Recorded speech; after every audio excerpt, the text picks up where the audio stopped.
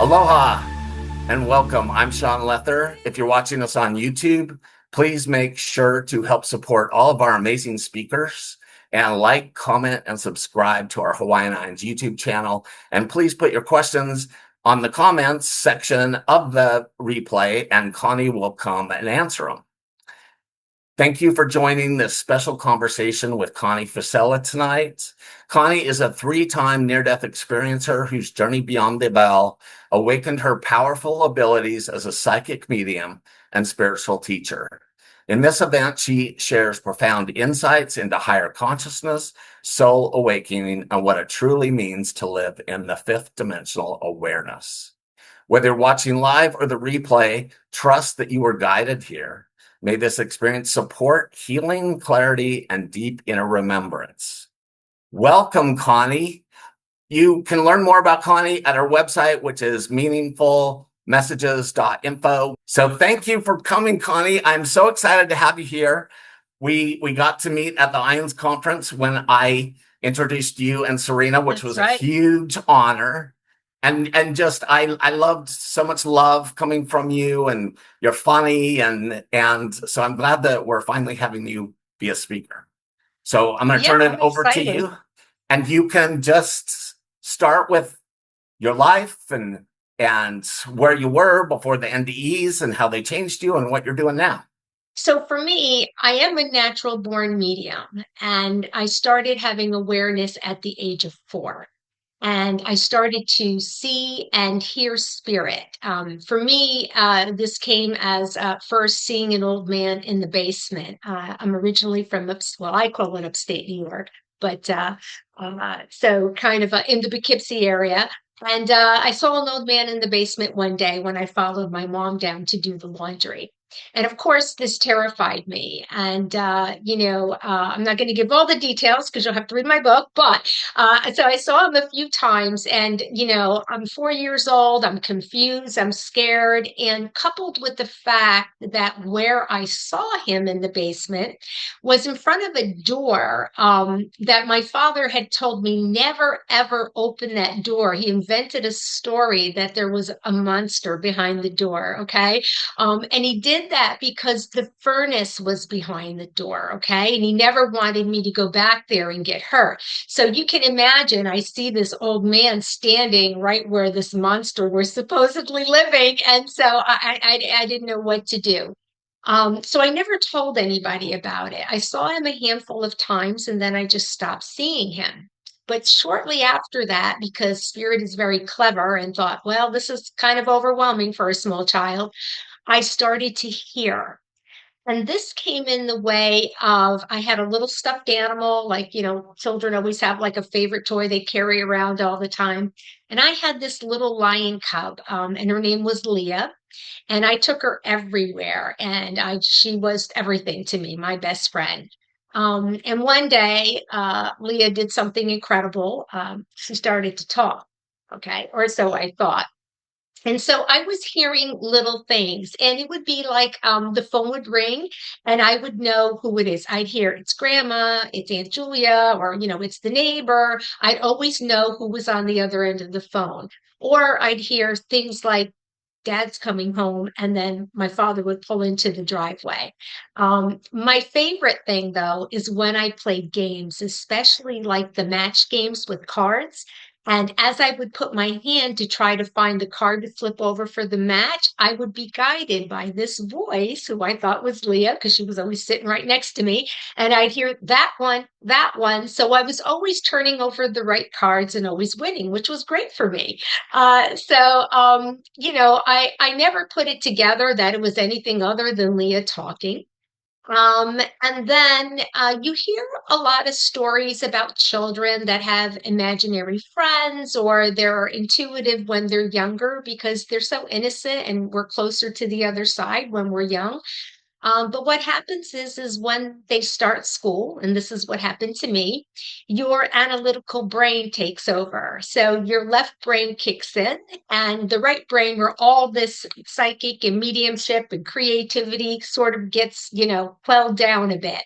So I stopped seeing and hearing, but I always had that knowing with me. And I sort of sailed through high school. I was pretty much a straight A student. I never studied. I never brought home a book. I just knew things. So this served me well in that capacity. Um, and I just sort of forgot about my childhood and, seeing and speaking, and I didn't understand it. So as I got into my early 20s, I had my first near death experience. And it's interesting because even though all three of my near death experiences were different in format, they all had the same purpose. And that was to get me to wake up, right? Spiritually wake up and to sort of reclaim those psychic and mediumistic gifts that I was born with. So my first one happened in my early 20s. It was an allergic reaction to medication. And the next thing you know, I was at work. I get taken by an ambulance. I can't breathe. I went into anaphylaxis. And the next thing you know is I find myself in this big white space. Okay. Kind of like my background here. Okay. No walls, no ceilings, no floors. And I'm sitting cross-legged in air in white space. And I hear this like white humming vibration sort of noise, like white noise. And the next thing you know, this non-human entity, very tall being, comes toward me. I couldn't see a face or anything, just a tall being, came towards me and put this big book in my lap. The book was huge. It took up my whole lap. And as I looked down at the book, the pages were glowing. The whole space was just illuminated white, bright, and these rays of light were coming out of the book. And as I looked down, I could see from the time I was born, and the pages were flipping automatically to my present day. And I saw all these, memories of, where I'd been, people I interacted with, the emotions that I felt during these memories. And then I woke up. And so I was discharged like the next day, and I went home and I told my mom about this incredible dream that I had where I saw all these people. And she verified all these specific details. And a lot of these memories were before I was like the age of 3 with, great detail, like paintings on the wall, things that were on the table, decorations. And so she validated that these, were all memories that happened. And I didn't understand it at the time because, this was a life review. I had a near death experience in the form of a life review, but I had no frame of reference to these things. Okay. I didn't come from a family that talked about metaphysical things, that talked about the afterlife, that talked about psychics, mediums. So I had no idea. So I carried on with my life. But then something started happening to me after this first near death experience. And that was I started to experiencing sleep paralysis. So if anybody doesn't know what that is, that's when you're caught between the dream and wakening state and you can't move. Like you want to scream and it can be terrifying, right? You want to move, you want to scream and you can't. You're frozen there. And this was happening quite a bit to me. And it was always in the same format. I would be laying there and then on my back. And then all of a sudden, I'd hear that white vibration noise humming sound again. And then the next thing you know is I would see myself come out of my body in spirit form, straddle myself, and then try to pull my physical body up from the bed. And all the while, I would hear this voice repeating over and over again, you need to raise yourself up. You need to raise yourself up. And then I'd come out of it. And I'd think to myself, well, yeah, of course I need to raise myself up. I can't move, right? I never understood that this happened for years and years.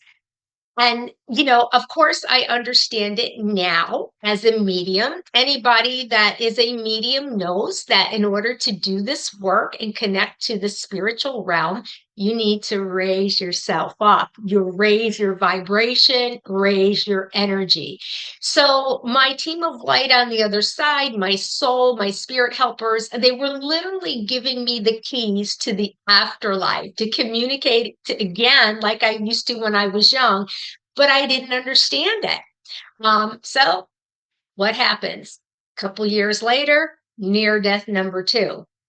So this one was a bit more medically intensive, another reaction to medication. This time I was working in New York City and, walking from Grand Central Station to my job. It was March. It was kind of cool and brisk, but I start sweating and I'm getting clammy and my heart's racing. And I'm like, oh my gosh. And I get to my office and I could barely catch my breath. And my coworker looks at me. She's like, "Oh, you look awful." And I said, "I don't feel well." And I said, I felt like I was going to pass out. So she yelled for the manager and they took one look at me and they're like, "She's got to go to the hospital." And thank goodness we didn't wait for to call an ambulance because it was in the morning, first thing, Midtown Manhattan. I don't know if the ambulance would have got to me in time.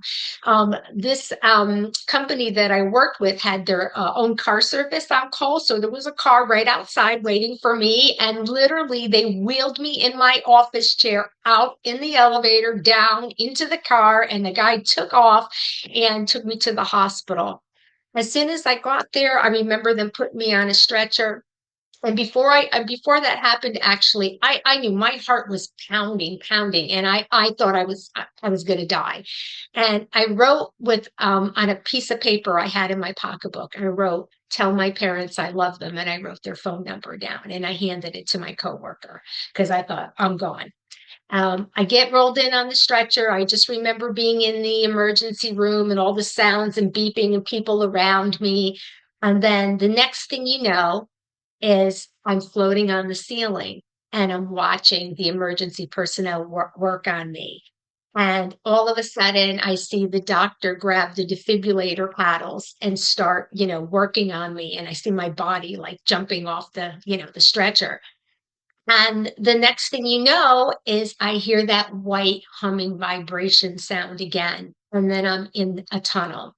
And I would describe the tunnel, for me, it was a small tunnel. It felt like if anybody has had an MRI, a closed MRI, it felt like that to me. I was in that closed space, all very bright light on my back, feet first. It felt like moving on a Disney simulation ride. That's how I would describe it. You know how like you feel like you're going fast, but you're actually moving slow. That's what it felt like to me. And I was going towards this bright light and I was happy. I was, joyous. I felt like I was going home. I didn't have any fear at all. And I was anxiously awaiting getting to, this bright light at the end of the tunnel. And just as I got to the end and that humming sound got, louder and louder, my feet touched into what I call the glow. And they sank into this like it was jello. And at that moment, when they sank in, it was like I got pulled back because the defibrillators finally worked. So I got pulled back. I woke up, several hours later, and the doctor came in, and I was told that I had gone into ventricular cardiac arrest. That I was very fortunate to get to the hospital when I did because it was, it should have been fatal. And they had no explanation for what had happened to me. I was a young, healthy female, no issues. And it wasn't until by a fluke, well, nothing's really by fluke, but about 10 years later, I found out I was taking some allergy medicine that the FDA in the early 90s afterwards pulled off the market because it was linked to rapid heartbeats and fatalities. So I had been taking that, and that's what was causing this issue.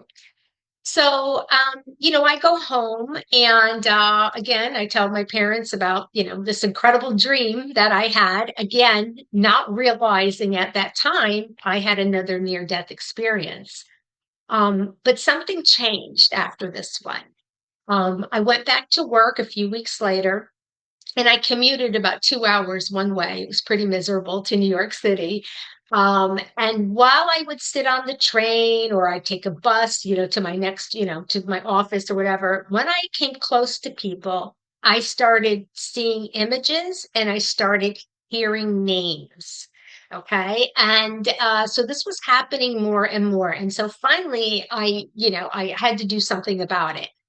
without looking like a real weirdo. Okay. So if I would sit next to somebody and I'd hear Frank, I'd say to the guy, the guy next to me, like, you look very familiar. Is Frank by any chance? And, he would say no. But he would say something like, no, but that was my grandfather's name, or no, that was my father's name, and they're passed. And this was happening more and more. I'd see an image and it was associated with the restaurant they went to or the name of the street they lived on. So I was getting images and hearing things associated with people as I came into close proximity to them. So this got me, thinking like, this is strange. Like, what's going on with me? Again, no background. Nobody talks about psychics or mediums. So I don't know what's going on with me. But one day, soon after this, I'm walking on my lunch hour, which I had a routine, one of three places in a 3-block perimeter so I could get back to work in time. I just start walking in a different direction. And I come across a brownstone building with a big flashing sign, psychic. I get pulled in and I say to the guy at the front desk, what's this? What goes on here? And he tells me, oh, well, these people, predict your future. They tell your fortune. And I'm like, oh, yeah, yeah, I want to do it. So I sign up. I get like a 10, 15-minute reading. And I am intrigued because something in me is resonating with this. Like, I know somehow, like, this is part of me, but I still don't understand it.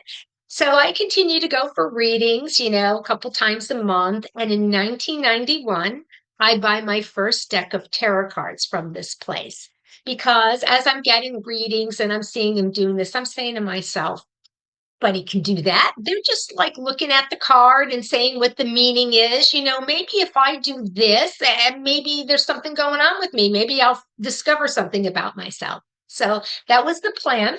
I get the cards home and I read the little, if anybody has seen a deck of tarot cards or oracle cards, whatever, they come with a little pamphlet inside or a little piece of paper saying this card means this card, right? So I'm reading it over and over again, and nothing is sinking in. And this is highly unusual for me because I was the girl that went to school that could read a book like this in about half an hour and ace a test without studying because I absorb things very quickly. But this little pamphlet, nothing's happening. So after about the third time, I lose patience with it and decide it's not for me. I didn't have the heart to throw the cards away. So I put them in this little like box of junk that I kept in the bottom of my closet in my bedroom. And there they sat for 10 years. Now, during those 10 years, I had to do a lot of soul evolution, soul searching, soul evolution. A lot of things were going on in my life, and I was not picking up anything intuitively because of this. So I made some changes. And after I made those changes, my third near death experience happened. And this was the after effect of surgery. And the next thing you know, as I'm in recovery, I find myself in these clouds. And the next thing you know, the clouds disappear and I'm in this lush meadow with these beautiful flowers. The sun is golden. It's just like high tech color. Everything is beautiful. And these little children come running toward me, like kindergarten age children, and they grab my hands on either side of me. And we start singing and dancing kind of in a circle, like a ring around the rosy. And I'm singing this song in a language that I did not learn on the earth plane, but I know it. And I'm happy and I'm joyful. And that humming vibration sound is there again. And then all of a sudden, the children stop and they part on either side of me and they look, forward. And I follow their gaze and I see a man walking towards me. And as he comes closer, because I was raised Catholic, I went to Catholic school for 8 years. This man, for all intensive purposes, I know him as Jesus. And he comes to me and he says, do you like it here? And I love it here. But then I look around now at this point in my life, because of the changes I had made and things I had gone through, I was a single mom of 2 young boys. And so I look around and I'm like, but where are my children? And he says, well, it's not their time yet. I'm like, okay. And then the children grab my hands and we start singing and dancing again and carrying on, right? And then they stop again. And then Jesus asked me again, do you like it here? And I said, of course, I love it here. But where are my children? And he says again, it is not their time and it's not your time either. You have yet to become who you were meant to be. And with that, I wake up. And so now again, thinking, oh, another cool dream. And like, what does that mean? Like, who am I supposed to be? Well, the answer came a few weeks later. I randomly get a call from a lady who was in dire need of a tarot card reader for a psychic fair in South Florida. I don't know how she got my number. And I talked to this lady. She said, oh, I had people canceled. Would you be able to do it? Who knows what came over me? I don't know. Spirit just came over me. And I said, yes. But I said, hold on a second. I ran into my room. Now, this is like 10 and a half years later. I go digging through that box that I still had of junk. And there are those tarot cards that I bought in 1991. Haven't looked at them since. I run back and I commit to doing this fair. So the lady's all excited. This is a Thursday afternoon. The fair is Saturday.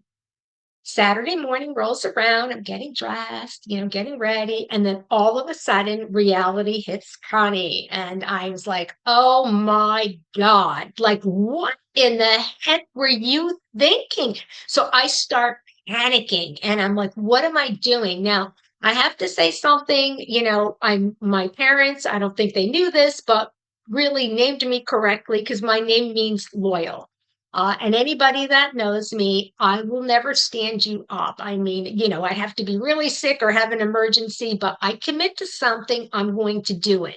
And I knew this lady was short, so I just didn't want to not show up. So my plan was I was going to show up and then gently say to her, I'm not going to be able to do readings because I don't know how.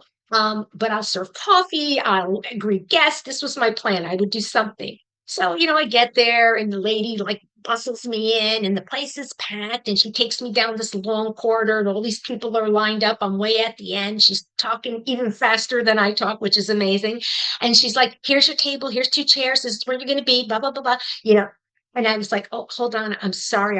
I'm sorry. I'm going to have to tell you, I'm not going to be able to do. And she just like gave me the hand and she's like, no, I need you to read, I'm sure. And I was afraid of this lady. So I was like, oh my God, okay, okay, okay. So I sat there and I was just praying, like, oh dear God, please don't let anybody come my way. I was just hoping I was so far on the end that, people wouldn't come my way. Well, about 15 minutes later, a middle-aged woman shows up and she wants a reading. So I'm very nervous. I get the cards out that I haven't looked at, 10 years. And I don't know if anybody's ever taken out a new deck of cards, how painful it is to kind of maneuver it out of the box. So I'm doing that. And she's kind of already looking at me like little, suspect. And I get the cards out and now I don't even know what to do with them. So I just nervously start putting them down on the table and I have this big circle going on and I'm going. I'm sweating. I'm nauseous. I'm just putting them down. And so I'm saying to myself, well, maybe I'll just make some small talk. So I say to her, well, is this your first time getting a reading? And she goes, oh no, I've been doing this for years. So this only fuels my anxiety because now I'm thinking I'm not going to pull one over on this one, right? She's going to know I'm a fraud. So I'm putting the cards down. I'm going in a circle, and then it looks really bare in the middle. I put 3 in the middle. I keep going, and I use all 76 cards. No more cards. So she finally says, are you ever going to say anything? I was like, oh my God. So I looked down at the cards, and the strangest thing happened. It was like an electric pulse or a shock went into the top of my head and just kind of reverberated through my body. And when I looked at these messy piles that I created all over the little table that I had, I just started talking and I said to her, there's something about a family secret that just got revealed and it's tied to somebody passing. And then I see this communication with all this legal paperwork. And then there's a trip in the next couple of weeks overseas. And there's this big, like a lot of money, I told her coming to, like this big windfall of money. I said, does any of this make any sense to you? So she tells me she just found out a few weeks ago that she was adopted because her biological father had passed. He lived in Europe. His lawyer had communicated with her. She was leaving in 2 weeks to go there because he left her as the sole beneficiary to his big estate. She was inheriting a lot of money. So what I said was spot on. And then I continued to read and tell her other things that she validated. So she, I was done with the reading. She was like, wow, that was like one of the best, readings I've ever had. So she was happy. She left. I ran to the bathroom and threw up. So that is literally how I started reading. Okay, it's embarrassing, but that's how it happened.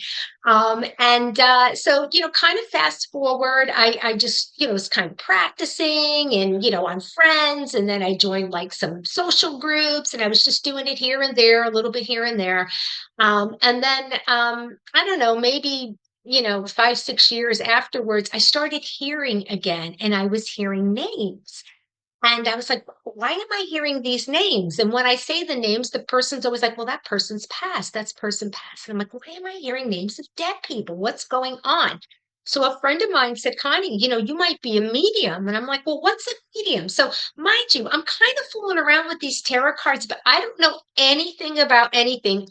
To this day, I barely know anything about horoscopes. I don't really know anything about crystals. I don't know anything about anything. And to this day, I read those cards the same exact way. I still have the original deck I bought in 1991, and I do not know the meanings of any of the cards. So I've kind of like I am the most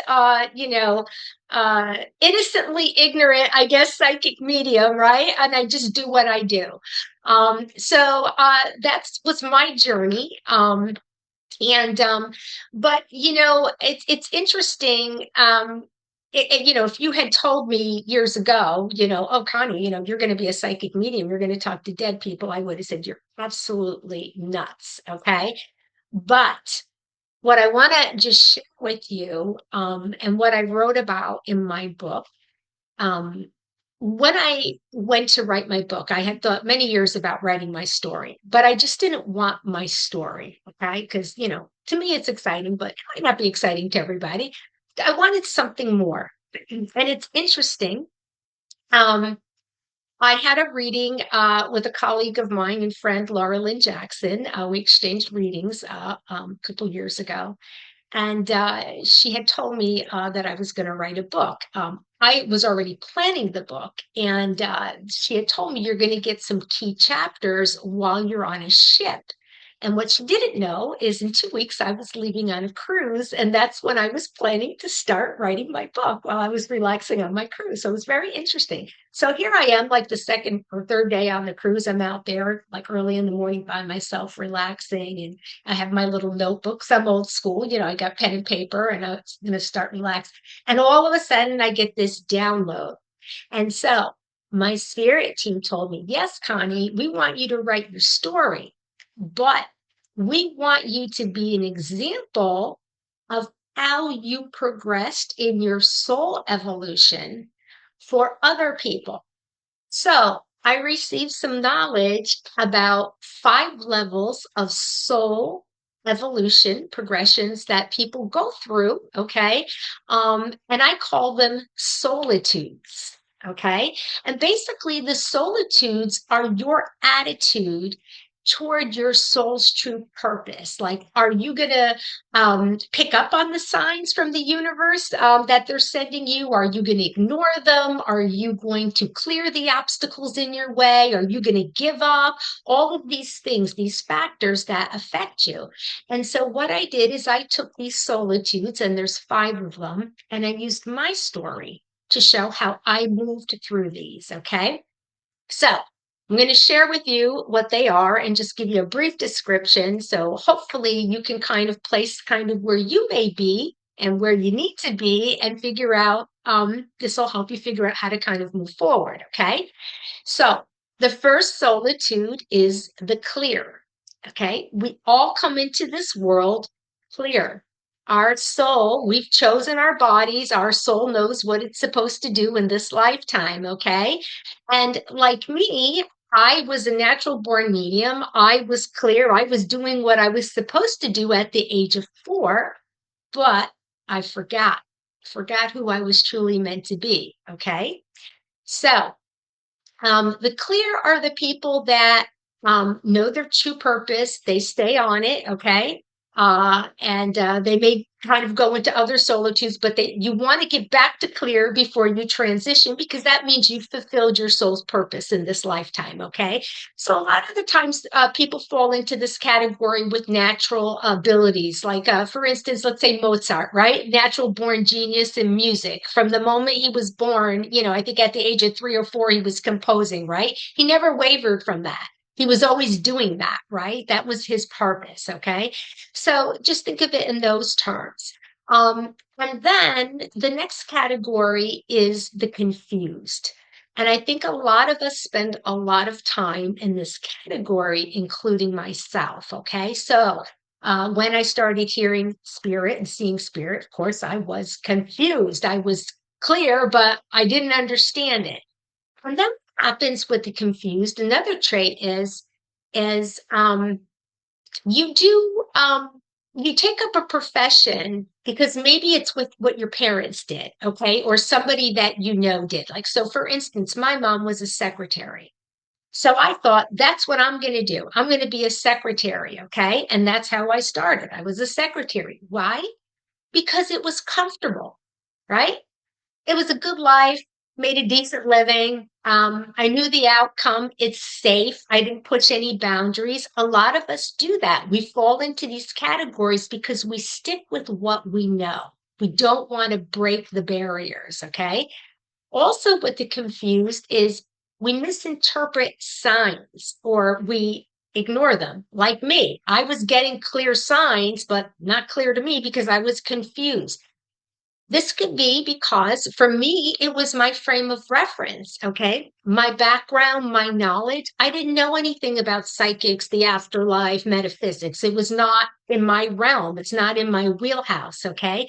Other things that can be leave you confused is maybe you can't do what you need to do because of financial constraints, emotional constraints, disabilities of some kind. Okay, there's all sorts of things, living conditions.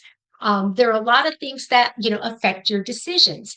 A lot of the confused also kind of misinterpret signs. Like, for instance, you may meet someone, okay, and you meet them on the same birthday as your mom, or you share the same birthday. Let's put it that way, okay. So you think this is a fated destiny type of relationship, right? And you stay in this relationship because you have this misconceived notion that it's fated and destiny because of this reason, and the relationship may be dysfunctional. Okay. So you're confused. You're not on the right path. But you're not, receiving the right signs and messages. Okay. So there's lots of reasons why you can be confused. The third category is the compromise. Okay. I was in this category for a while. Okay. I went from clear to confused to the compromised, meaning I finally figured out, yeah, after I passed the first certification for Forever Family Foundation, like, yes, Connie, you're a medium, you're a good medium, you're supposed to do this. But I was compromised. I had 2 parents that were failing in health. I had to take care of them. I had family obligations. I had a full-time corporate job, okay, that I relied on for financial stability for my benefits. Okay, I couldn't move to do this work full time. So I was compromised. You can be compromised because of your own situation, or you can be compromised because of somebody else's situation. Like, for instance, you're a caregiver, like I was, okay? So there are different reasons for being compromised. Compromised also can mean like you want to do something and you may have a mental, physical, or emotional disability that prevents you from moving forward. You may have, again, financial constraints that prevent you from moving forward. Lots of different reasons. The fourth category is the closed. Now, the closed are the very unfortunate people that just ignore the signs from the universe. They know everything. They are typically full of ego. They know best. And a lot of these people suffer with mental illness, addictions, okay? And they don't want to know anything about anything. They don't want to get out of their own way. The closed are the true definition of the human struggle, right? To really get out from under, right? To do better. You can be in the closed because of yourself or a partner or someone else that has these issues that kind of brings you down because of it. Okay. And then the fifth and final category is the one that I think is the hardest to understand, and that is the committed. Okay. The committed is where we come into those soul contracts. Okay. These are those souls that come here committed to living a short life, a dysfunctional life, a hard life. Okay. Um, so hard for us to understand. So hard. Why did I lose a child that was 3 years old from cancer? Um, there is no, honestly, I feel no one here, living here as a human, could understand that. And this is the category that really tests our faith, right? This is when we start questioning, like, what kind of God does something like this, right? We start questioning because we can't understand this. Okay. We can only understand this once we transition. And the best way that I can tell people to look at this is you really have to think of one. I know you've heard this before, but we are not um,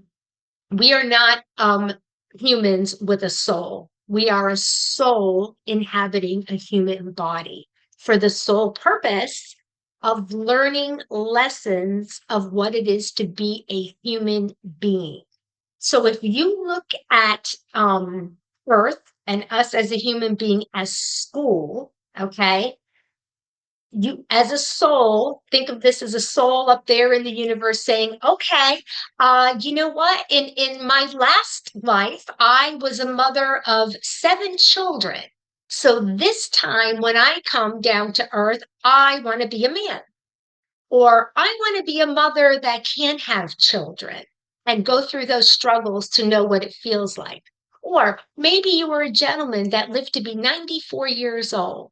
And so this time you say, you know what? I felt what it like to live a long life. I want to pass, before the age of 10. I want to know what that feels like. Or you may have been a real do gooder, done everything for everybody, lived this great life. You might come back and say, you know what? I want to be a thief or even a murderer. I know this sounds crazy. It's all about the human experience. You have to look at it through the lens of this is a school, and souls come to learn every possible aspect of what it means to be a human being. All those emotions, all those feelings, positive or negative. The more we learn, the more we understand, the more we evolve. So in my book, I used my story to show how I moved through some of those categories and finally got back to the clear. I left my corporate job a couple years ago. I do this work full time. Like I said, I'm affiliated with these organizations. That's what I love to do, to be that bridge between the living and the spiritual realm. And I feel very fortunate to figure out, my soul's true purpose. I hope that, the little tidbits that I've given you, you will look at your life and say, okay, what happened, in my life that made me go on this path? Sometimes people don't realize, for instance, you may have lost a dog early on when you were 5 years old, and it was so tragic for you, and you became a veterinarian. Okay. Maybe you didn't put it together, but sometimes those lessons are blessings. And just kind of look back and say, these people, these instances, these things, what did I miss? How did I get here? And if you don't like where you are, again, put it together and say, what do I need to do to move on from here to get to the right solitude, which you always want to go to the clear. Okay. Um, that's my story. I guess, did we have any questions or what do Yeah, you think, sir? Connie, can you just slowly go through the five solitudes? A Absolutely. couple of people have asked, so they could write Sure. them down. Sure. The clear, Okay. The the the confused, the compromised, the closed, and the committed. And in my book, I outline all of them with the qualities and the traits. And then again, I use my story to show how I move through those. Yeah. And I'm going to put the link in again to your book so that everyone, that's the best way if you want to study those more. Right. Um, It's wow. Amazon, Barnes and Noble. It's in many, many Yeah, countries as I've well. been putting the links in while you're talking. So Oh, there, yeah, perfect. Thank yeah. you. So it's all there. Yeah. So people can find you and your events and all that. Um, okay, so keep sending me your questions, you guys, that you have for Connie. And let's do some questions now.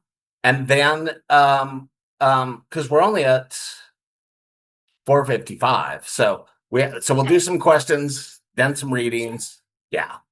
And okay, so I'm going to start off with, you know what's so amazing is so many of us have we just these similar experiences. And so Mhm. starting off with sleep paralysis, because many of Right. us, and I don't know if my little sister's here, but I used to scare the crap out of her when I was having those experiences. Yeah, that's scary. Because yeah, what I learned is I was leaving my body and I'm coming back in, and I experienced these interdimensional beings that were a little bit Right. dark, and so yeah, I'd reach out screaming and so what do you know? So we know the scientific explanation, right? You've heard that. Hmm. What do you think as far as metaphysical? What is going on in Yeah. that? Yeah. I feel that so what's interesting, I because of also with me that humming vibration that happened also during my near death experiences, and I also had a shared death experience when my father passed as well. It was all that humming vibration. I just feel again that it like tuning you up, like lifting you up, kind of, spiritually, psychically lifting you up a level type of thing to get you to, connect to a higher state of consciousness. Yeah. So do you think that's actually what most experiences are that happen to us is to raise us up, even though it I doesn't seem do. like that at the time? I Yeah, I do. Yeah. Yeah, I totally agree. Okay, so keep sending me your questions. So another question is, so you had this connection when you were young, which Mhm. many of us have had, and then did you step away from it? Were you ignoring it?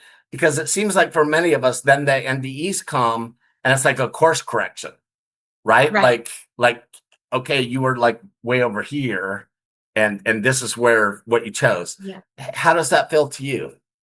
Yeah, absolutely. So I just like I guess I grew out of it, so to speak. I started school and it was like it and really a lot of it started coming back when I started writing my book. I was like, wait a second, you know what I mean? Like because it was just like a distant memory because nobody ever really talked about it and I didn't tell anybody about it. So I had forgot about it. But I always had that knowing.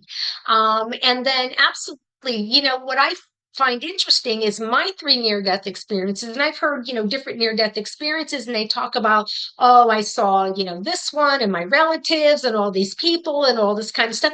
But all of mine, my three of them, all medically, connected, but were for the sole purpose of, getting me to do this work again, to getting me back to my soul's purpose, like waking me up. So mine, all were had the same theme, like you need to be doing this. This is what you were meant to do. So I think that's kind of interesting, like I was like, people always ask me, well, you didn't see anybody. I'm like, no, it was more like, you need to like, you need to be who you were supposed to be. And that was it.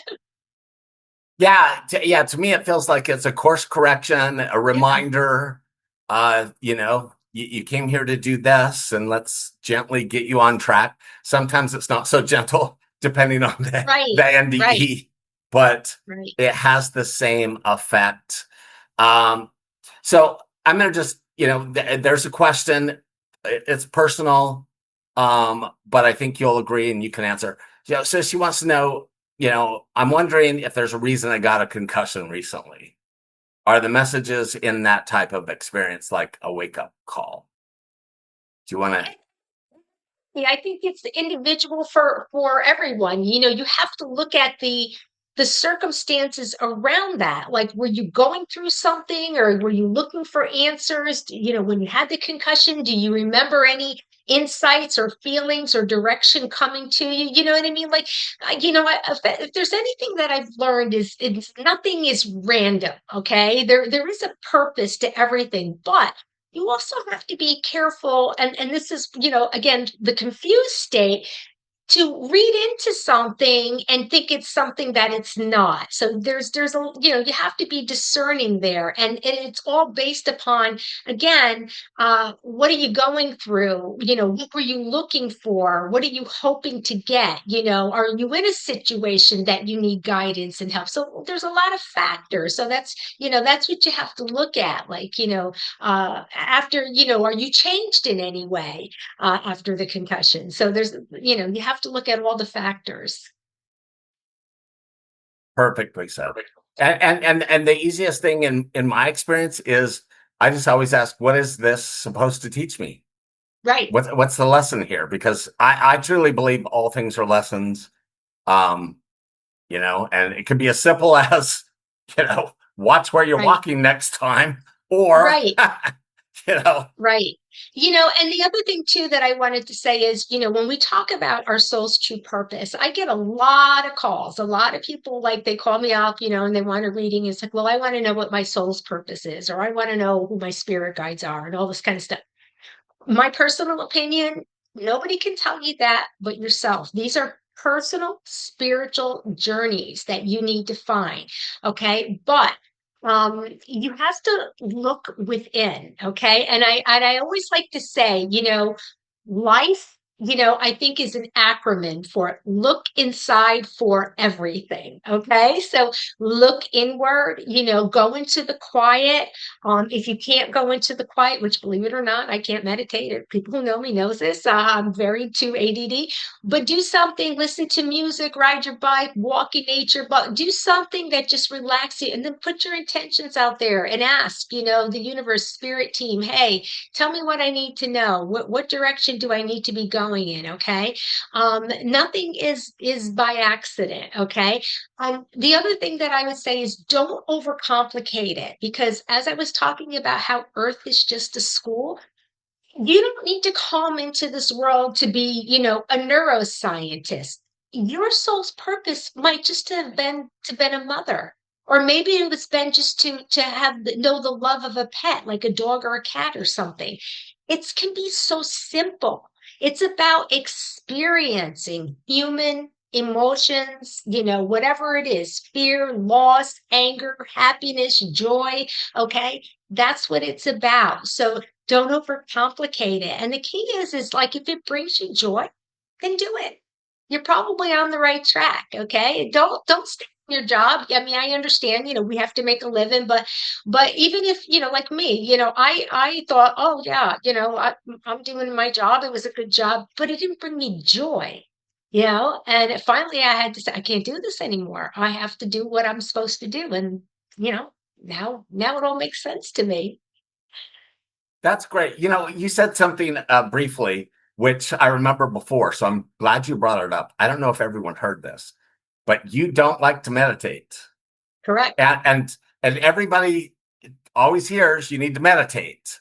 So share, I mean, I think that's really helpful for a lot of people that can't meditate. It drives them nuts. Maybe you could share with them Yeah. what you do instead of meditating. Yeah. So yeah, Yeah, I teach this in all of the classes that I teach, like beginning mediumship, but basically you need to just quiet your mind. Okay. So for me, I like like listen to the music that I like, or I start my day. Usually I have e-bikes, so I ride and I'm kind of like mindless. I kind of zone out. And that's like where I do my kind of mantras, right? I just say, I'm grateful, I'm blessed, everything I'm happy in the present, right? And then I just let it go. And I just like whatever comes to me, comes to me. You could just be reading a book, you could do painting, you could do yoga, whatever it is that just kind of gets you to that peaceful place that whatever, everybody works differently. And and I, people that also know me know when I do like my gallery events like this, but when I'm in person, I have like Marky Mark and the Funky Bunch, my age when I call them that, right? Singing like good vibrations, and like I have this upbeat music going, and that's how I do my demonstrations because that's my personality. Okay, if I meditate, I'm going to be like, okay, it's already way past my bedtime now. If I meditated, I would be sleeping here in front of you. So it just doesn't work for me, and it doesn't have to. It's not. It's with anything else. And when I teach this, when I teach mediumship, there's no set way. There's tools. There's certain practices, but everybody is individual. So you have to do what works for you. And I tell you, I almost walked away from doing this type of work because I was taught in a very rigid fashion. And it was the wrong way, but I was told this is how it works. You do this, you do this, you do this, and this. First of all, Connie doesn't do well with directions. I don't read recipes. I can't. I don't make me follow directions. Okay, so it wasn't working for me because that's not my personality. And a lot of people are like that. Just do what you do, and what brings you joy, what's comfortable for you. Even like the simple things like, oh, sit with your feet on the floor, be grounded, slouch, lay back, do whatever you want, lay down if you need to. So yeah, I'm a firm believer of creativity and whatever works for you. Yeah, perfect. And yeah, John Kabat-Zinn, he talks about chop wood, carry water, rake gravel, do dishes. That can Right. actually be very calming and Absolutely. meditative. Yep. Actually, also just in the shower. I get some of my Yes, best messages in the shower. me too. And Yeah, driving, which is unfortunate. yeah, yeah. That's okay. So let's go through a couple more quick questions. And so another thing that I thought was really cool about your tarot cards, um, I think what I think is great because, I've been getting into learning tarot cards, but I have that brain. I need lots of proof. I'm still like, even though I've had all these experiences, so there's that part of my brain, like I have to Right. learn the cards, what they all mean. And I'm going to go to that original deck. I can't think of the name. Hmm. And it's like, and what I love is you just went and put them all over the table, however Yeah. felt good to you, Yep. and then and it works. And I think that's Yep. so cool because what I found is like when I've done mediumship events and I'll do a reading or something, I'll get like kind of hyped out before, like, what am I doing? What if nobody shows up? And it Right. seems like that when we're of service and that when we go on, spirit takes over. Yep. Would, Just have would to you? trust.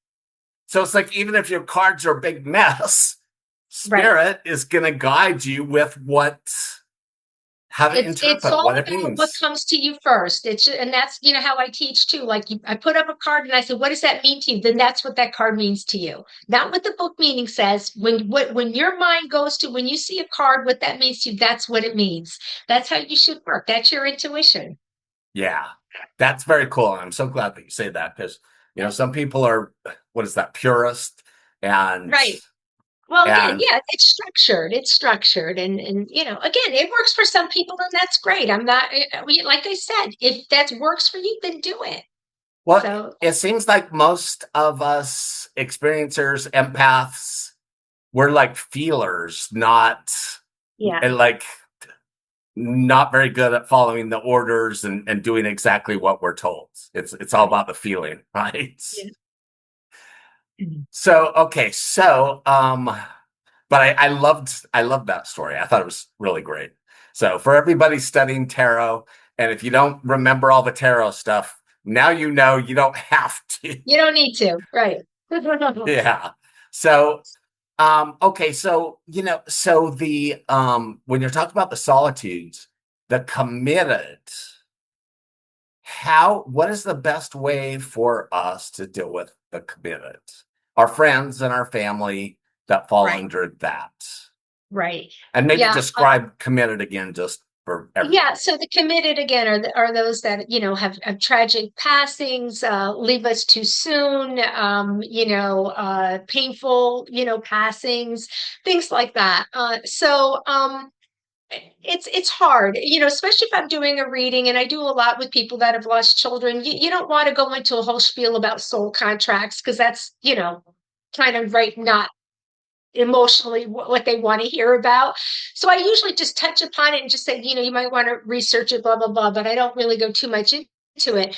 It's hard. It's tough to explain. And that's what I say. I just say, I feel that those that have done that have elevated, their souls are elevated because they have fulfilled their soul's contract. Again, the committed, it might not even be um, for their own soul's purpose. It might be for your soul's purpose, okay? Because maybe your soul's purpose was to experience the loss of a child or someone important to you in this lifetime. So this person that passed was helping to fulfill your soul's purpose. So it's a lot to take in, and it's really hard again to understand unless you look at it from the lens of this just being a school. That doesn't lessen the pain for somebody grieving, but at least maybe it gives them, sort of an understanding. Honestly, I don't think that anybody, because humanly, I feel it's impossible to accept. I mean, you have to, as with grief, you have to learn to live with the grief, right? You never get rid of grief, and you don't understand it, and you're not going to understand it till you transition and then you're with your loved one again. Then you'll understand it. So that's the best way that I can, explain it. Yeah, and so maybe just talk just a little bit more for people to understand based on your experience when a child commits suicide, what Mhm. could some of the different reasons be that people don't realize? Like maybe the child that his contract or hers. Yeah, exactly. It could have been their contract, or it could have been the person's contract, that they're affiliated with. And maybe, it could be somebody in the family, maybe not even necessarily the person that's coming to you for the reading, but it has to be somebody, close attached to that person. It's like there's so much around that, especially suicide, and you go back to the different religions and Catholic, and they say, suicides, people are in limbo and purgatory and all that. I don't believe in any of that, just so you know. My personal opinion, we go to the afterlife, it's a vibration. We all go to the same place. Okay. You just vibrate differently. Okay. So if you're a mass murderer, you're going to vibrate low. Okay. If you're, a great person, you're going to have a high vibration. So you're going to, feel the vibrations differently as a medium. So if somebody commits suicide, it may not be at all what people think. It, Correct. it, it could be the soul contract that they came here to, they had a soul plan and a purpose, and they're done with the purpose. But part of the Correct. purpose is to help the mother or the family grow. Correct. Correct. Correct. Yeah. Yep. Yeah. And I think Right. that's so I- important because, especially, seems like now with what's going on in the world, there's so many people suffering. Right. And I mean, there's suicides going on right now that I've been hearing about. And so it's so important for people to look, Right. to be It willing to at definitely least makes it easier, right, to accept, but exactly right. right, especially not at first. So Right. yeah, that's definitely a challenging uh job to deal with that. Um so so Rachel would like to know um how much do you this is always good because free will. So we have soul contracts, Mhm. but how much is free will and how much is fate and how to tell the difference? Yeah. So, fate is basically your soul's true purpose, right? So, whatever your soul's true purpose is, that's your fate. Okay. Free will, we all have that. So, maybe you came into this world and you said, oh, like I said, I want to, live, a short life. But you have free will and something changes and, you decide not to do that. So then it's just then when you go to the afterlife, then you have the choice again. Okay, do I want to try it again next time? Do I want to do something different? There's punishment for that. It's your choice. You don't even have to come back and reincarnate. You could stay on the other side and stay where you are or evolve on the other side, like get a job, be a helper, be a guide, help other people on the other side. There's jobs on the other side. So, it's your choice. That's the thing. Again, just think of it like school. Like, oh, do I want to go to high school? Do I want to get my GED? Do I want to drop out? Do I want to go to college? Do I want to get a master's program? Right? It's just like a school. And what's interesting is that in consciousness, all of these choices are already there. Like Right. you can take this choice, you can do this choice, and that's where the free will comes in. You Right. can, like you're saying, not do anything or take this path or take this path.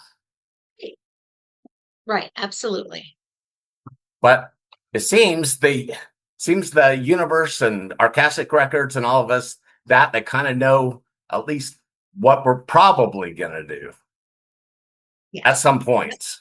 Right. And our soul is always trying to lead us back to our true purpose, like, through interventions, through, lessons, blessings, things like that. And again, we just have the choice. And that's how we decide which solitude you fall in, by the choices you make. Do I ignore it? Do I acknowledge it? Do I clear those obstacles? Do I say, no, forget it? I don't feel like doing it. So that's how you fall into the different solitudes. And it's all okay because we've got all the time in the world. That's Yeah. right. However many lifetimes you want to spend learning this stuff. Right. Um, so Christopher, is that Christopher from New York, by the way? Um, you can send a heart or something if it's you. Um, so Christopher's question is, how do you live fully oh, Chris, glad you made it. Awesome. He lives in New York City and is a Unity minister and runs some great groups. Nice. How do you live fully in the solitude, being the compromised? How do you balance effectively? Does that make Yeah. sense?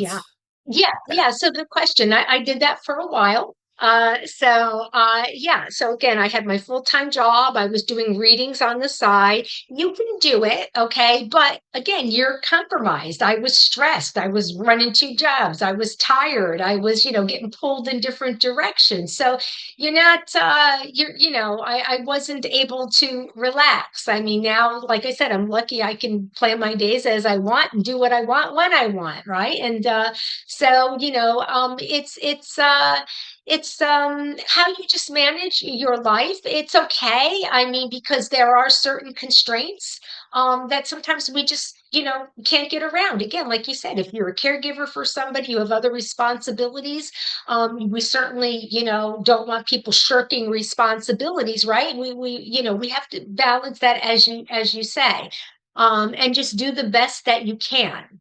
And that's all you can do. And It's not so bad to be in the compromise because it's kind of like, okay, yeah, you got it. I know what I'm supposed to do, but there are other things for whatever reasons. You do your best to clear those obstacles, but sometimes your hands are tied. If you're actually doing everything you can, but it's other people that are dependent on you for something and there's nothing then that's fine. I mean, like the universe knows you've done everything you can to get to that step. There are certain things that, you don't have control over. right. And nothing is ever perfect. There's Right. there's never going to be a time when it's like perfect, you have no Right. compromise, and now you can do it. Right. I learned that It's a it's long the time ago. mindset. Yeah, it's the Yeah, mindset. It's like you're supposed to do this and you're trying your best to get there, but you might not get there before you pass. That's okay. You gave it your A effort, and that's perfectly fine. exactly. Yeah. And there's a lot of people living, taking care of people. Sandra Champlain is Right. one. She's taking care of her mother and she does all these events and has all these Mhm. healers. And, but at the end of the day, she's taking care of her mother. Right. And so it's just balance. You do the best you can to give to the world, but you give to Right. yourself first and what you have to do. Thanks for that Right. question, Christopher. And I'm so glad you're here. Okay, let's um uh Nat Neil. Are NDEs part of soul contracts? Because I've heard of NDErs who've broken or changed their contracts for various reasons, but not very common. Hmm. Don't know if they're part of soul contracts. I think they're more, Sean, like you used the word course correction. Yeah. I would tend to say they always have a purpose, right? So whatever it is, whether you're getting knowledge that's imparted to you, or you're realizing something, or you again course correct, you get set on a different path. So I kind of would, my belief would say it's more of a course correction. Yeah. It's like it's almost like, hey, we've been sending you messages, we've been calling, you're not Right. picking up. So, you're gonna have to come here and visit so we can Yes. kind of tell you face to face. That's right. And Nat Neil, PMH Atwater, if you know who she is, she's one of the Yes, biggest researchers and a great friend of mine. And she's kind of like, she has the same feeling as me. Like, we have them because we need them, because we're right, not listening. I know other people that they listen to the messages, they don't need an NDE. It's great. And and that's just a highly individualized curriculum. right, And so the our guides and God and the universe, it can be very gentle. But sometimes some of us just are clueless, not listening. And that was me. right. That was Me me. too. And I had that spiritual connection from an early age, but then I doubt it and oh, that's not real. And so I had to go in the world, experience all the world, burn my hands in the world to come back and see it's real. Yep, So I think the NDE, it's not really like it can be part of the soul contract because my mom, right. who was a master astrologer when I was 5 years old, she wrote that I was going to have a major NDE well, Mm, she didn't say NDE, she said die, rebirth, right, at 50. So she was right, but I think there's probably a lot of other stuff there showing that I was going to go every way but right, the right, right, direction. right. So that's Wow. a great question, though, that you said. Okay, Yeah. so I think we have We ready for answered. messages? So yeah, so what we're gonna do now, right? We're gonna do like a gallery view. Is Yep. that what we're gonna do? Okay, so we'll do Yes. a So gallery view, and then you tell us. yeah. So what I'm going to do is I'm going to bring people through from the spirit world, and I'm going to bring some pretty specific details. And if you understand every single detail that I'm giving, I'd like you to raise your little computer hand or whatever that's called. Okay. And then we may have several people that understand what I'm saying. I'm going to then get more information. As soon as you do not understand what I'm saying, I'd like you to lower your hand, okay? Because there could be a lot of similarities. There's a lot of people. There's over 100 people here on this call, okay?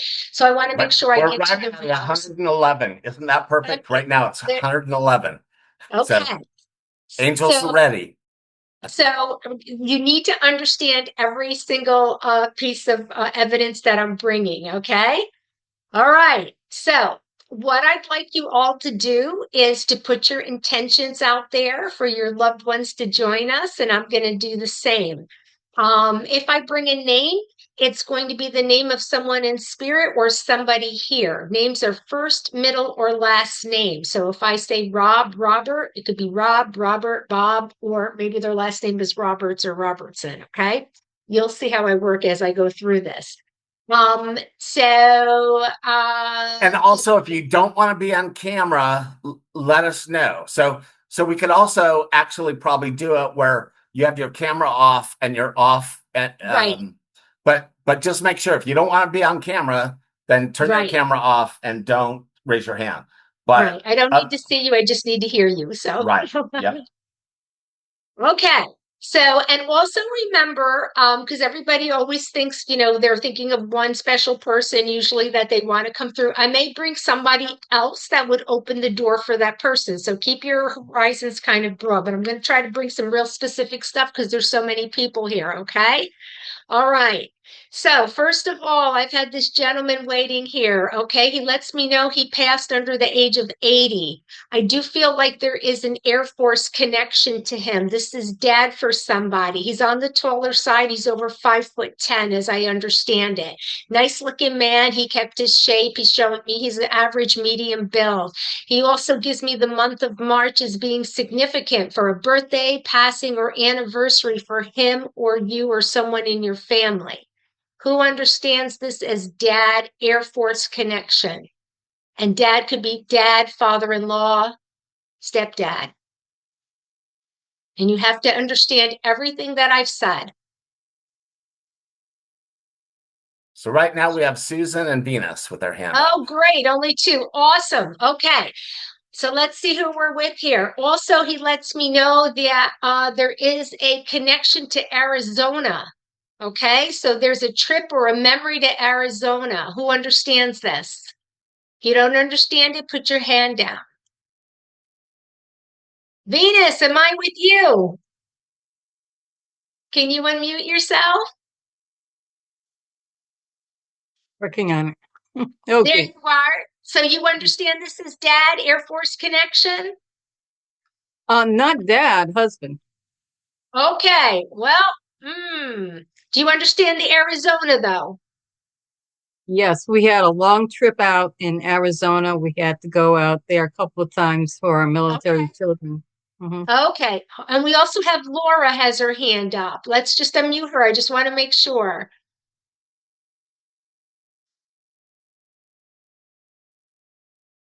Laura? I'm looking for Laura. I don't see her. Laura, you can put your hand back up. Yeah, put If your you hand up, understand. Laura. If you understand it. If you don't, then no? All right. Let's keep it going then. So Venus, but you have a father in spirit as well. Yes, I do. Okay, all right. They might be both coming in. That's why. So, do you understand? For your husband, he is kind of showing me the heart or lung area as being affected. Do you understand that? Um, Because no, I feel fluid here. Okay, we're talking about dad then. There are two gentlemen here, so I've got a heart and I got fluid around the heart and lungs here. dad. Dad. Okay, all right. So, and you understand March as being significant. Yeah, yes. One's a birthday and one's our date of marriage. Okay, perfect. Okay. So let's see here. I'm going to talk with dad first because I think he's the first came first because I heard dad. Okay. So I'm also feeling with dad, he's also showing me that there is a connection to, he's showing me France, Venus. Did you go to France? I did, but he talked about his time in service in France a lot. There you go. Yeah. So he's very, very much around. Okay. He's coming first. I want to touch upon your husband. Okay. I'm also getting the F name. So who has the F name? Like Frank, Francis. Mm, no. Okay. Mm. Oh, okay. We're going to go with France then. I'm sorry. I'm repeating myself. I'm seeing the same symbol. So with your husband, do you understand he's pointing to his midsection as being an issue before he passed? Yes, Okay, because I'm feeling like this is a cancer related disease, like in the midsection or something's obstructing in the midsection. You understand that? yes, because he had pancreatic cancer, and that's There, where he complained of his pain. there you go. Yep. So he's showing me that. I also want to say that he keeps showing me, he's showing me this string of pearls. Do you understand the pearls, Venus? Yeah, that's a game we used to play. Pearls, perfect. Okay. And then do you also understand the medium-sized dog in spirit sitting next to your husband? Oh, yes. He Yeah, had a dog that was with him, had crossover just before he did. yeah, they're Yeah. together, okay? So keeping each other company, okay? Also, you have mom in spirit as well, right? Yes. Okay. And did your dad or I can't see, but somebody had knee surgery? No. Okay, there's a surgery on the leg, as I understand it. Um, my father had leg surgery. It wasn't on the knee. It was Okay, either leg above or surgery. Yep, below. Mhm. yep. There you go. Yep. So he's showing me that. Okay. And now who is the teacher? Your mom is saying teacher, teacher. Well, I think she's talking about my husband. Okay, all right. So they're all together. I have to say, okay, there's also another lady here that's on the same level as you. So do you have a sister or a good friend that also passed? I feel it's a little bit younger passing. I want to put her under 75 when she passes. My mother's sister. No, not my mother's sister. My mother's niece. I think that's Because I who it feel is. like it's a little bit unexpected. This is a little bit younger passing, and something Yeah. is going pretty quickly for this young lady as she shows it to me. Okay. Yes. Yeah. So you're all around. Your husband is sending lots of love. Okay. And he's also showing me, your husband is showing me an orchid. Do you have an orchid? That's what I had for our we renewed our vows. That's what I carried for my bouquet. Perfect. Okay. Yep. So he's bringing you a beautiful orchid, okay, to show his love for you. So I'm going to leave them with all their love. Thank you. Thank you. All right. That's beautiful. Thanks, Venus. Yes, he's Okay. come to me uh um after death, and but it and I thought I was accepting of it, and it was just recently I started to feel down. So Oh, this came at so, just the right time. well, I'm Bless so glad. See, you. Spirit knows. Spirit knows. All right, we're going to talk about this young lady that I have here. She's showing me she passed under the age of 30, okay? I do feel that there is something unexpected about her passing. She's showing me my sign for fluctuating. I know that this young woman struggled with addiction or depression or both. She is showing me she can take responsibility for the way that she left this world. Who understands this young lady under the age of 30? Marnie has her hand up. And Amelia. Okay. Who Amelia. understands this as a child, a daughter for them? Both of you do? Marnie and Amelia? Amelia, you do? Okay. I feel like this is a daughter. So, Amelia, I think I'm with you. Okay. And do you understand? Because she's saying I was here 1 minute and go on the next. Do you understand that? Okay. Can you unmute yourself? You, there we go. And let There you me, go. Yeah, I have your lovely daughter here again. She's showing me she can take oh, responsibility for the way that she left. She is showing me there's a cat next to her. Do you understand the cat? oh, the cat's next to her. Yes, we Yeah, just had a pet. Her cat passed a couple look at months that. ago. Look at that. Yep. So she's confirming she's got the cat with her. There's also a name like Kate, Catherine, Kathleen. Kate, Catherine, Kathleen, There's a K or a C name. Christine, K. There's a C or a K name she Christine, wants to bring. Spear, K.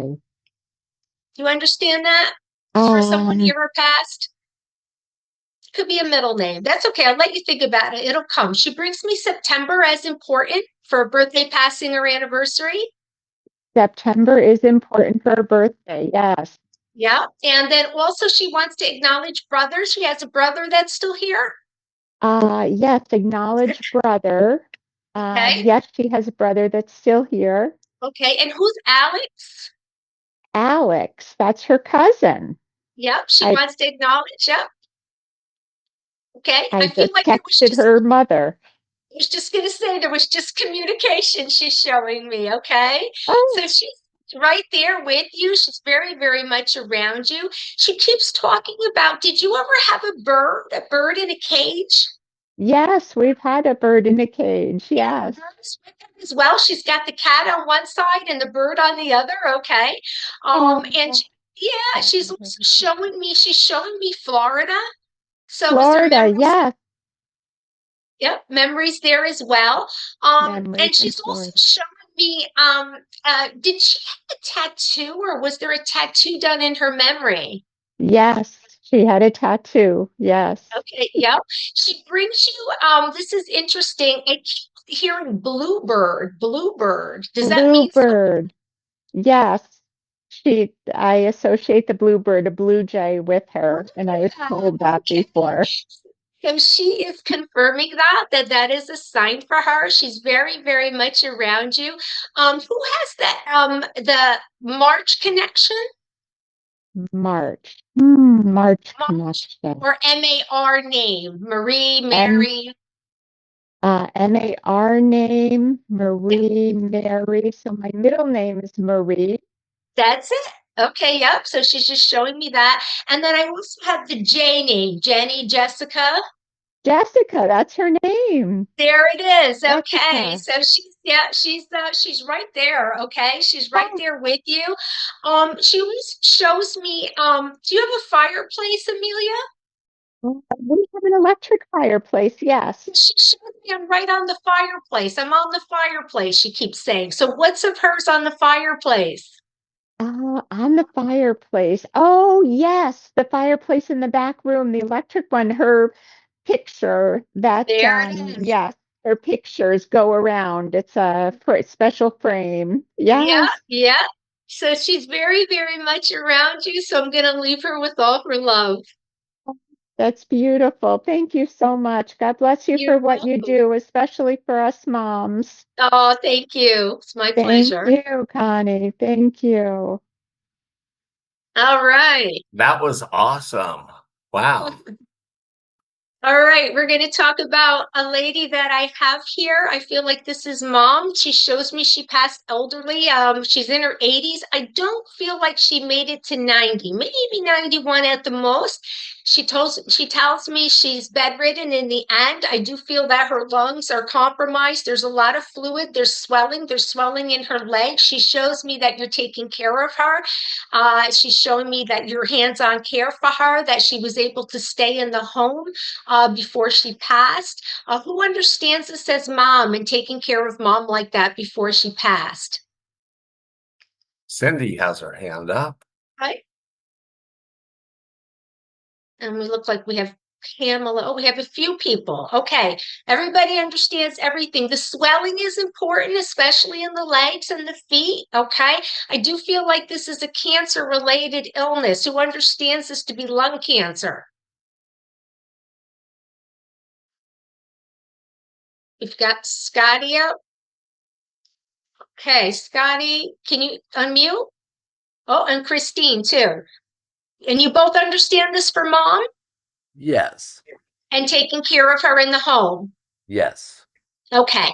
Let's see who I'm with. She also shows me the month of November is important. Which of you understand November for birthday passings or anniversaries?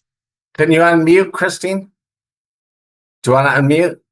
There we There you go. go. Yeah, I'm sorry. Yes. Okay. Do you understand November, either of you? Mm-mm. I No. do. You do, Christine? Yes. Okay. Keep listening, Scotty. We just want to make sure. Christine, do you also understand the name Michael? No. Okay. First, middle, or last name, Michael or Michelle? Oh, No. that's my sister. My sister was the biggest assistance in my uh mom's passing. Yes. Okay. And her name's Michael or Michelle? Michelle.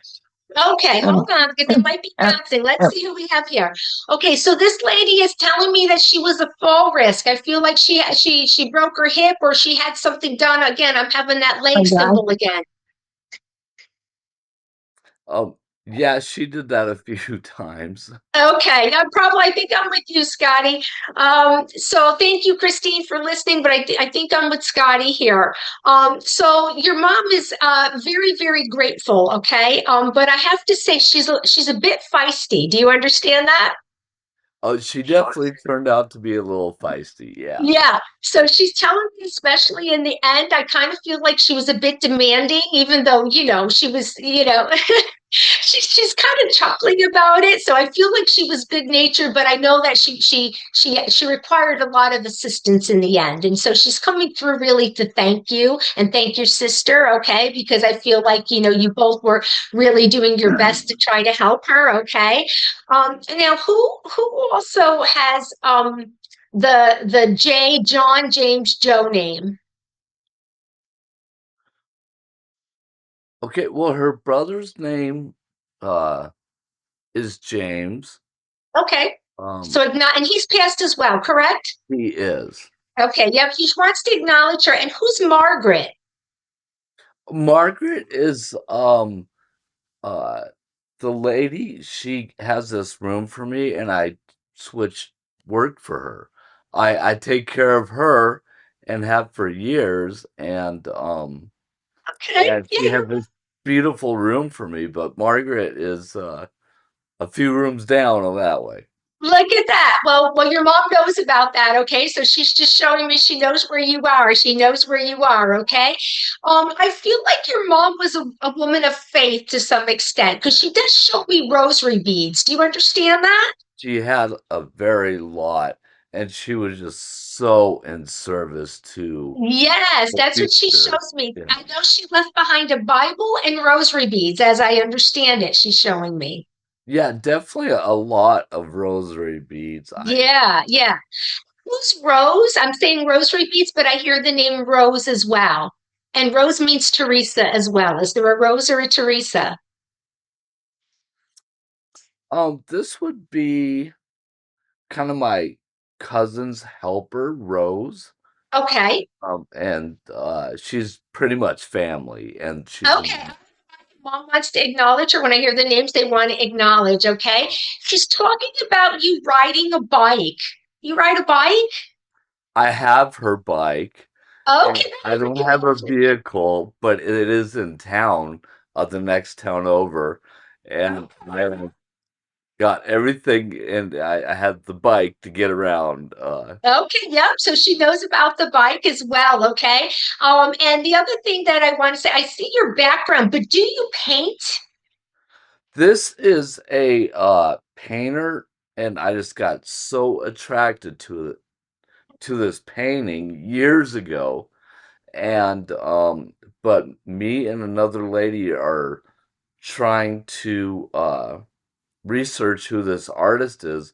But Okay. yeah, she did paint. Okay, perfect. I noticed somebody's painting. Okay, that's what they're showing me. So I want to say also, your mother's showing me this big balloon going up. Were you ever in a hot air balloon? I was not. Do you know what that symbol means? Were you ever anywhere where you saw like a hot air balloon, like in Stakes or something? Or I don't know what she's showing me a hot air balloon going up. If you don't understand that, do you understand the name Julie? No. Okay, I want you to think about that because I feel like she's showing me this as a symbol. When you see like a balloon going up, I feel that's your mom, but it's a hot air balloon in particular. Okay, I'll ponder that for sure. Yeah. Okay. All right, I'm going to leave her with all her love. Thank Well, you. thank you, Connie and Sean. Thank you. Nice to see you, Scotty. It's been a while. Good to see you. Are you on Maui or in Colorado? No, I'm back in Colorado right now to take care of her house and get it. We have to sell it, but then definitely yes, back to my island. Awesome. So glad to see you. Good Awesome. to see you all. All Okay. right. We have one other guest with their hand up. Okay. Santosh, was something that she was saying resonating with you, or did you want to ask her a question, or what? Thank you, Sean. And yeah, nice to see you. It's in the middle of the night Yeah, for you in India, isn't it? yeah, I'm from India. What Yeah, time is it there right now? I too had just a minute. I too had an NDE, and I'm working on this many services I'm doing. I published a book too. I wanted to know from Fusella that what is my purpose on this rest of my life? How to be used fruitfully? to give light on afterlife to the world. I'm fully concentrating on that. So, can you say something about my purpose of life here on this planet? Yeah, I touched upon that. I said that earlier. I feel like that's something that, nobody can tell you what your purpose is. That's something that you have to learn on your own through self-discovery and looking within and, meditating how you might meditate and look for the signs the universe is sending you and look for synchronicities to try to get you on your path. But figure out what brings you joy, okay? And that's going to get you on the right path to figuring out what it is you're supposed to do. Yeah, thank you. You're welcome. Yeah, yeah. Any psychic thing which you are feeling when you look on my face? No, I don't read like that. Sorry. She does more mediumship, but Yeah.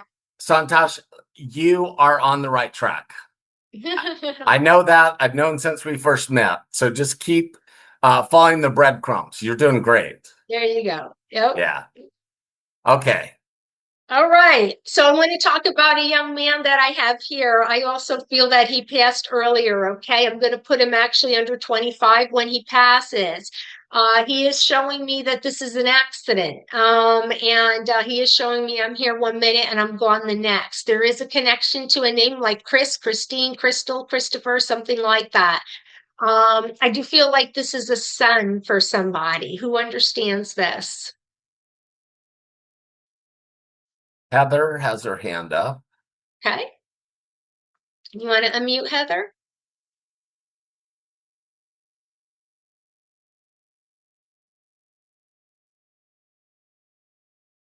Okay, there it goes. Unmute. I'm sorry. I'm sorry. All 4 out of 5. Okay, you Christopher. understand this? I'm Yes. sorry? Everything except for Chris or Christopher. Okay, maybe that'll come in a bit here as we go through this. So, and you understand this as a son, right? Yes. Okay. Do you understand that he shows me it's very important that we have Chris. Oh, we have Chris here. Chris, why don't you come on? Let's see. Let's see who I'm with here. You have to unmute, dear.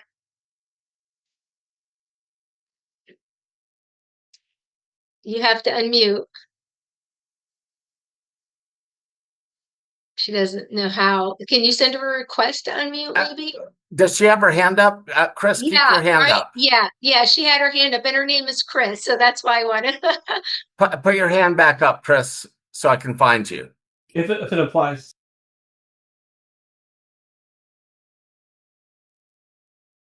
Okay, we have Heather. Your hand's up. All right, we got a few hands up here. All right. Let me say a couple more things too, okay? So this is an accident. I do feel like this is a son, okay? And you would understand all of this. I also feel the month of June is important as well, okay? For a birthday, passing, or anniversary. So we look like we have Heather, Barb, and Chris understanding this, right? So far? Just not to June. Who doesn't understand June? Heather. Heather. Okay, Barb, do you understand all of this?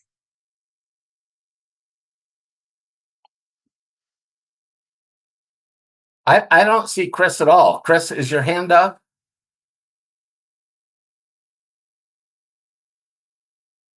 I don't see Chris either. Well, on my screen, she's right next to me, so I can see her. Chris Beneke. Well, if you see her, you can actually invite her up. Just click add spotlight. Ask to unmute. Oh, we got a few more hands up here. Add her to the spotlight first.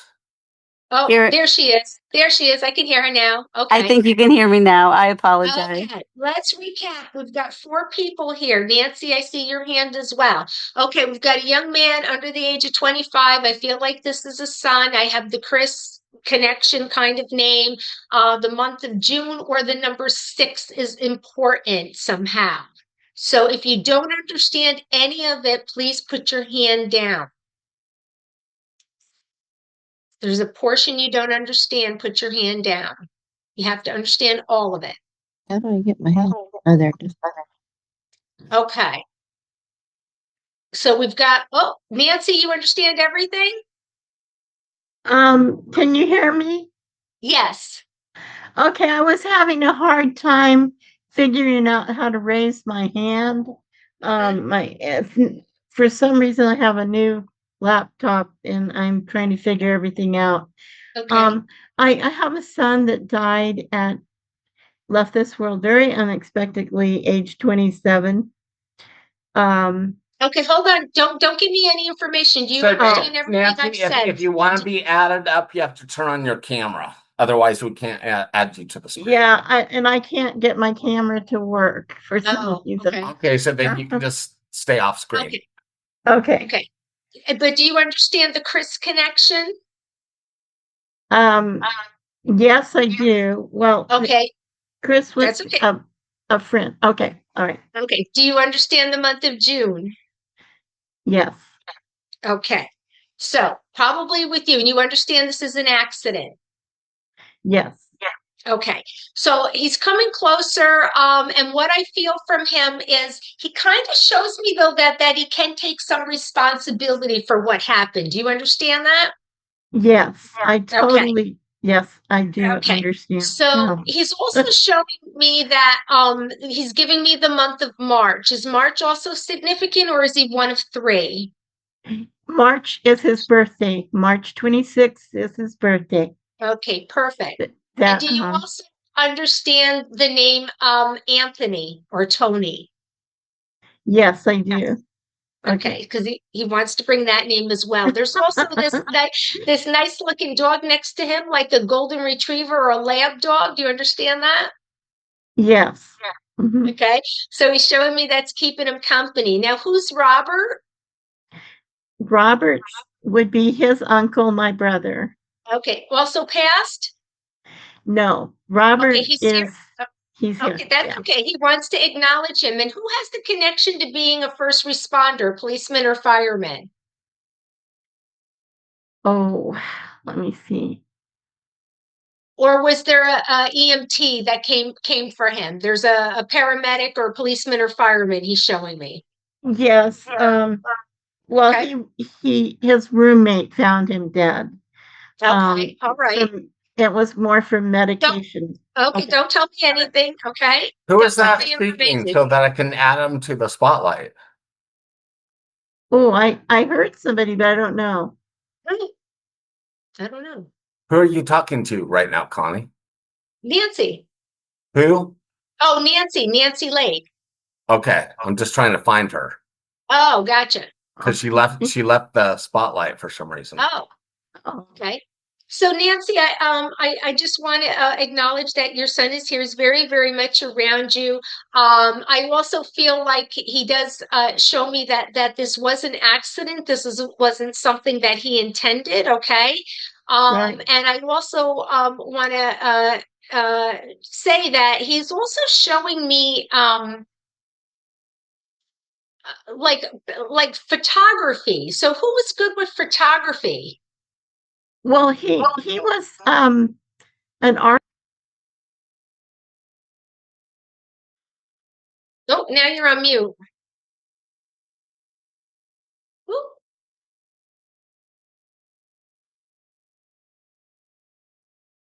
Oh gosh, I'm having trouble. Okay, I can hear you now. Yeah, so because I see Okay. pictures and stuff. So he was He's an artist. Yeah, he was an artist. Famous okay. kind of. Okay. Do you understand also that he had tattoos on his arm? He did, yes. Yeah, yeah. And I also have a guitar here. So did he play the guitar? Yes. Yeah, Yeah. yeah. So that's how kind of he shows me. He's kind of laid back. He's got the tattoos. He's playing the guitar. So he's showing me that he's doing great. Okay. I do also have the M name again. So was there a Michael or a Matt? Matt. Okay, who's Matt? Matt was a significant other for him. Okay, great. Yep. So he wants to acknowledge him as well. Okay. Yeah, great. Okay. So he wants to acknowledge him. And also, did he ever have like I'm seeing a lizard or like a bearded dragon? That I don't place that. Okay. Do you understand a name like Liz or Elizabeth?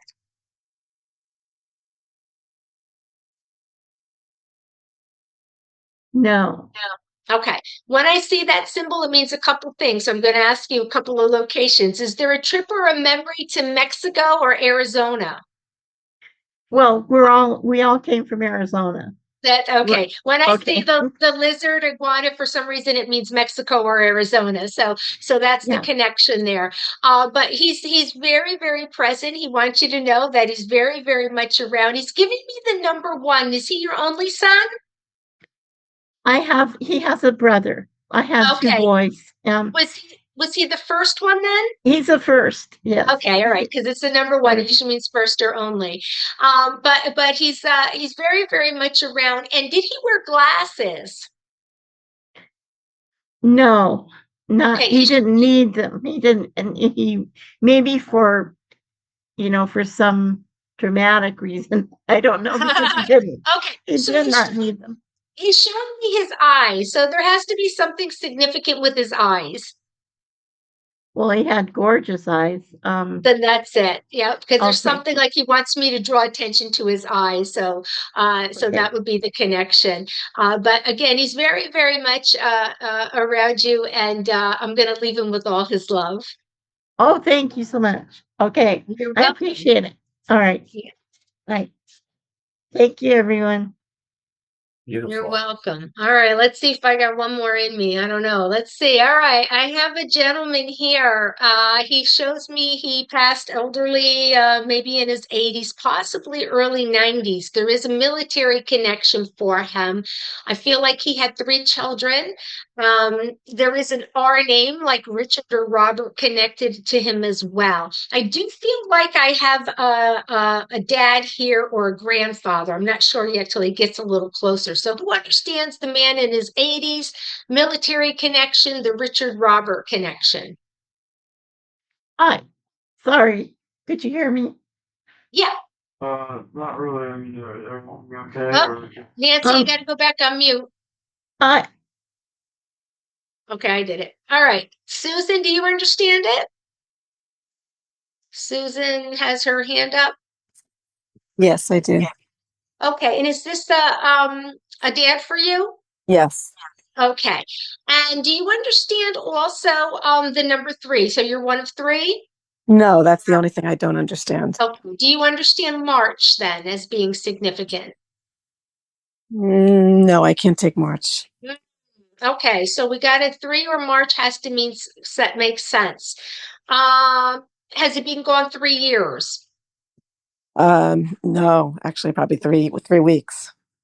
3. Okay, 3 weeks. Okay, there's something with 3. All right, let me work with you here. Let's see what I'm hearing here. Do you understand, Susan, also that you were instrumental in his care? Yes. Okay. Yeah, there's a couple of things going on with him. I do feel like he had some heart issues. Do you understand that? He had a lot going on. Yeah. Did he have some kind of stents or surgery at one He point? did. Yes. He's showing me that, okay? I also feel that he's kind of showing me, I don't know if it's diabetes, but there is a blood flow issue as well. So, and that could be the heart related. I get like high cholesterol, like blockage, something is not flowing right, okay? He's also confused. So do you understand the dementia, Alzheimer's? Yeah. So he's showing me that, okay? I know that he was a bit of a handful in the end, okay? He feels to be a larger man to me. Do you understand that? So stocky, I guess, is a word I want to use. When he was younger, yeah. When he was younger, yeah. I feel like he also worked with his hands. Yeah. Do you understand that? Yeah. Because I feel like he's building something. I don't know, what bricks or home. He's working on homes. You understand that? Yeah. Yeah, very proud of that. I feel like he might have learned that from his dad. It feels like it's a trade that's in the family or something. I don't know. He's showing me he's very proud of that. Also, he keeps showing me the snow. So do you live somewhere where you see the snow? Okay. And I feel like there's a place where he used to go. I don't know if it's a shed or another little building, but there's somewhere where he has his stuff. Like it's a different, do you understand He that? had Like a basement with a workshop. That's it. I was going to say there's a workshop or something because this is where he liked to go. We spend time. Okay. I'm also he's showing me this home. I feel like it might, I don't know if it's 2 stories or I just see the basement, but it's got panel on the wall, like wood Yeah. panel. You understand that? So again, so he's showing me that. And I also see here, so this is interesting. Do you have a brother as well? Yes, and here was the R name, Robert. Oh, there it is. Okay.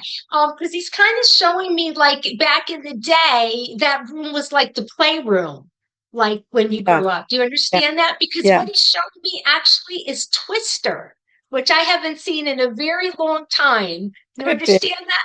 Like that, yeah. So he's showing me like kind of playing. Now who plays hockey or ice skates? my brother. Yeah, so he wants to acknowledge him as well, okay? And who also has the L name, like Lou, Louis, Oh, Lisa? my uncle. Okay, he's also passed? Yes. Okay, so he's with him. Okay, there's a lot of card playing going on up there. You understand playing the cards, Okay. right? Yeah, yeah. So they're showing me that. Now, why would he show me a horse as well? I used to take care of a horse when I was younger. Okay, the horse is with your dad, okay? So it's waiting for you for when you get there, okay? And then I hear Daisy. Who's Daisy? Daisy was my cousin's dog. Look at that. Daisy's up there too, okay? So so yeah, once the animals start coming for me, they all come. I'm an animal lover, and all the animals, as you probably could see from the readings, I got the cat, the bird, all sorts of stuff going on here. Yeah, so very, very, very much around you. I also have is there like a Joe or a Joel? There's a J name, My John, mom is Janet. Janet. Okay, also passed. No. Okay, she's here. Acknowledgement to here. So I keep hearing too, she doesn't slow down. She doesn't slow down. You understand that? Your mom is like the Energizer bunny. She just keeps going, going, going, going. Okay. And so I still hear your mom likes to cook as well Mm-hmm. She because used she to cooks. food over to my dad. Yeah, and she cooks too much, is what he says. Like enough for like a lot of people. She cooks too much. Is like so. Yeah, so she's showing me that. Okay. I also feel that your dad is showing me coins. So did he have a coin collection? He used to metal detect. Look at that. Okay, yeah. So and he's and did he because he shows he has like a full head of hair. He did. Yeah, he's got nice thick hair, as they showed. He's proud of that. And the other thing is, and he was a smoker earlier on. He smoked a pipe earlier on. I was gonna say cigar. I thought it was something different. I couldn't quite figure out. I saw it quick, and I knew it was thicker than a cigarette. Yeah, so he's showing me that, and he keeps showing me like this. I don't know if it's leather, but it's like this reclining chair. You understand? It's almost got like his imprint of his body in it. Like that was his and nobody else sat in it. You understand it? Like that's his chair. So he's showing to that. And I see him kind of sitting there with like a snack tray. Yes, he had a snack tray. So he's got like all his comforts right there. So he's still doing that. He's leaned back, watching TV. I feel like he liked to watch the news. I just keep seeing the news going on. Circle the news. So he's showing me that. And he did like to read the paper as well. So I Yes. see the paper, like every day the paper was there. And then he's complaining. So there was something about the paper wet or never in the right place. I feel like he's always complaining about the paper too. So he's funny. He's a funny guy, I have to say. Who's Jack? Mhm. Jackie? Okay, so is there a connection to Texas? Not that I know of. He might have been stationed there in when he was young. I don't know. When I hear that name, it means Texas for me. Mm-hmm.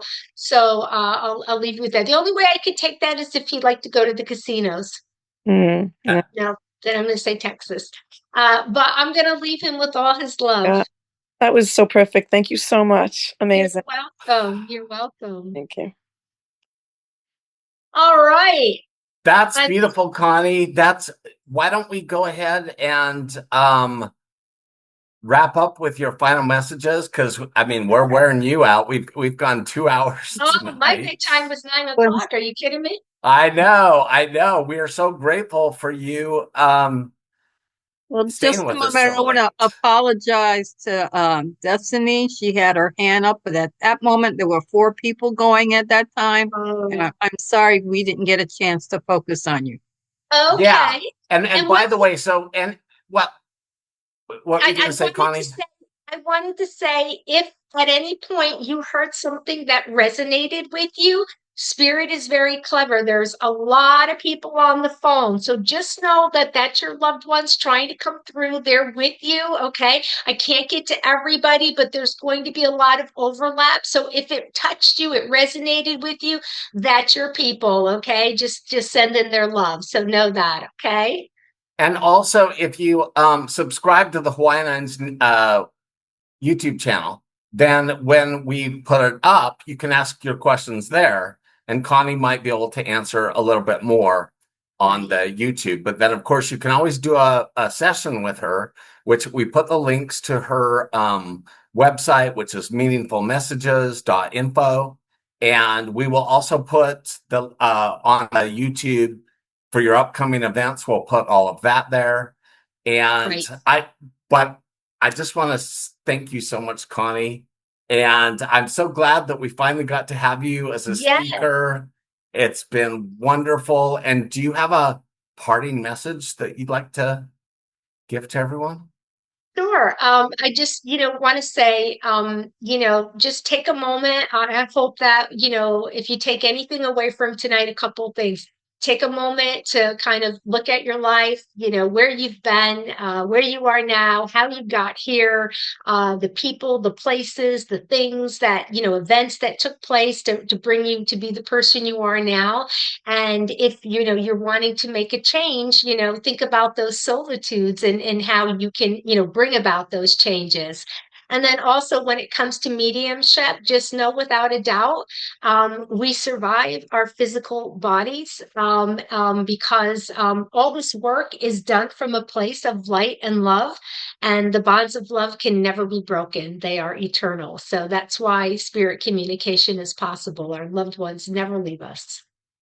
That's beautiful.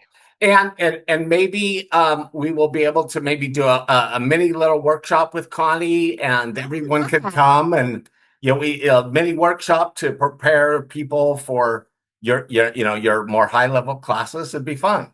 Sure. Yeah, absolutely. Yeah. So I want everyone to have a wonderful rest of your week.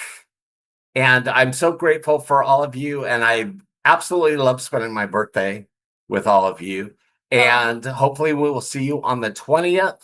Also, when we put the replay of this talk up, then I'll put all the links to what Connie's doing in the next few months, so you can go see her at all of her amazing events that she's doing.